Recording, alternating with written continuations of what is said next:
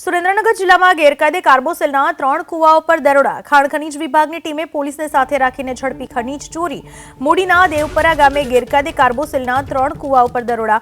કાર્બોસેલના કુવામાં ઉપયોગમાં લેવાતા 3 ચરખા, લોખંડ પાઇપ સહિત તમામ મુદ્દામાલ જપ્ત। એક ટ્રેક્ટર પણ સ્થળ પરથી જપ્ત કરાયો। 8 લાખથી વધુનો મુદ્દામાલ મૂડી પોલીસે જપ્ત કર્યો। મૂડી અને થાન પંથકમાં ગેરકાયદે કાર્બોસેલની ખાણ ધમધમે છે। માત્ર 3 ચરખા અને વાહનો જપ્ત કરતા કાર્યવાહી સામે ઉઠ્યા સવાલ। આ વિશે વધુ માહિતી આપવા આપણી સાથે જોડાઈ ચૂક્યા છે મારા સંવાદદાતા જિગ્નેશ।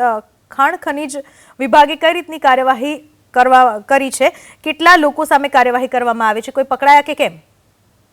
જી, ગઈકાલે મૂડી તાલુકામાં દેવપરા ગામ ખાતે ખનીજ શાખા દ્વારા રેડ કરવામાં આવી હતી અને રાત્રિના સમયે આ રેડ કરવામાં આવી હતી। ત્યારે જે જગ્યા ઉપર રેડ કરવામાં આવી છે ત્યાં ફક્ત એક કૂવો અને જે ચરખી છે તે જ પકડવામાં આવી છે। કુલ 8 લાખનો મુદ્દામાલ પકડવામાં આવ્યો છે, જ્યારે કોઈ પણ શખ્સને આ રેડ દરમિયાન પકડવામાં નથી આવ્યો, જેના અંગે ઘણી ચર્ચાઓ જાગી છે। અનેકવાર આવી રીતે ખાલી કુવાઓ અને ચરખીઓ જ પકડવામાં આવે છે, ત્યારે અનેક સવાલો ખનીજ વિભાગ ઉપર ઉઠી રહ્યા છે। જી, આભાર આપનો તમામ માહિતી બદલ।